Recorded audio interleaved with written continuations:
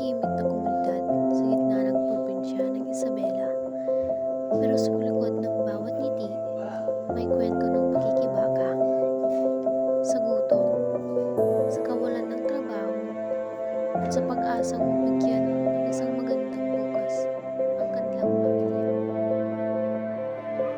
Sa barangay Kinagabihan, gutom at kawalan ng trabaho ang dalawang pangunahing hamon.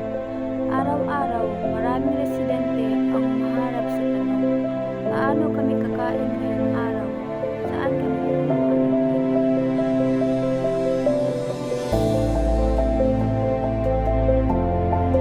Ang problema sa inyo sa barangay? Una is problema. Sunto tamatolay ngay, siyempre kunwari Sunto tamatolay. Ito po ba yung programa no para para matugunan yung mariga sa barangay mo tayo? Awan programa ng DSWD nga na makaproblema nga min tato ni Regret matugundang nga min bising DSWD. Kasi ang daming may tutulan sa ngayon DSWD. Lalong-lalo na sa ngayon Julia California sirang na.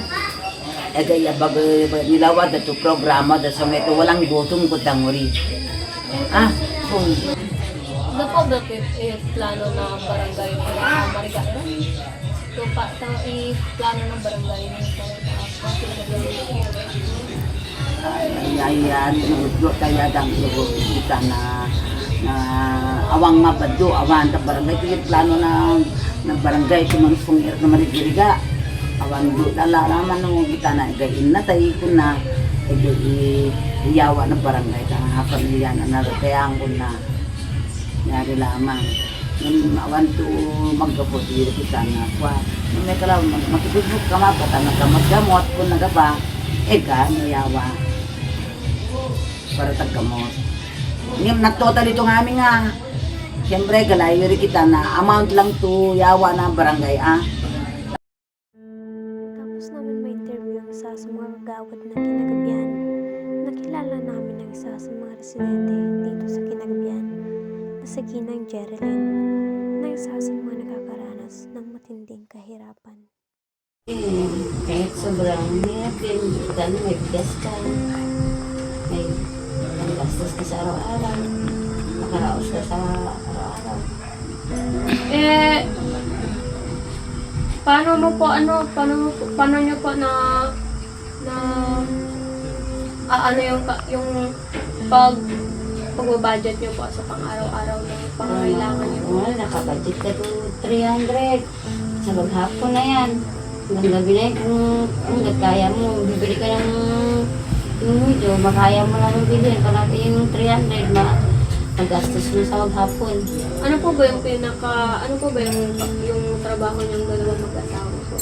Tulad nila kayo ko, magagawa ng kalan, ako rin, mag-i-extra laban, yung Sabado.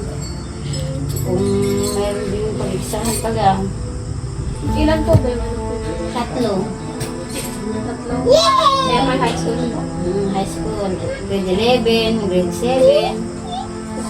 Si baby, dalawang taon, nagagatas pa rin. Ang hirap din magbabudget sa konting halaga Kaya nga hanggat kaya mo lang bilhin mo ng ulam Kahit gusto mong bumili ng sarap. Kasi hindi mo kaano Magkano po ba yung yung sahod nyo kada? Income namin ano po, kung nakagawa ng 10 kalan, 500 na yun. Pero kung makagawa ng minsan nag-extra magawa ng bahay. Kung may mag-alaga kay tuwing Sabado Linggo, may mag-alaga kay baby, hindi makapag-part-time yung program. May programa po ba yung barangay nyo para matulungan kayo ng mga medyo Ngayon wala. Mahira lang, walang program pa ngayon. Pero may nakukuha po kayong tulong sa barangay? Kung may Okay lang po. may kasakit yan ka rin po, hanggat kaya lang kaya sa dami maghingi sila. pangarap po kayo para sa mga anak niyo? Ganun din. Gusto ko makapagtapos sila ng pag-aaral, maski ano tiga. Ibang hirap.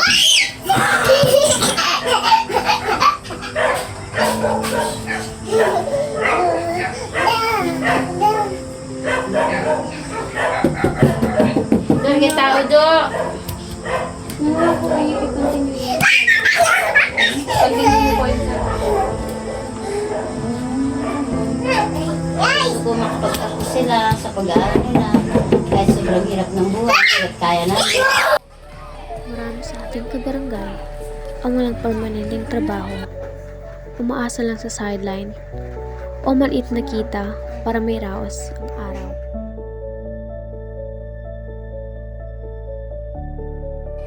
Sa kabila ng hirap, hindi mawawala ang saya at pag-asa ng mga bata. Simpleng laro, simpleng ngiti, sapat na para makalimutan ang pansamantalang panggutom o pagod. Nahirapan ay hindi lang tungkol sa kakulangan sa pera, kundi kakulangan ng oportunidad. Pero sa kabila nito, patuloy ang laban ng bawat pamilya. Dahil sa bawat araw, may pag-asa pa rin.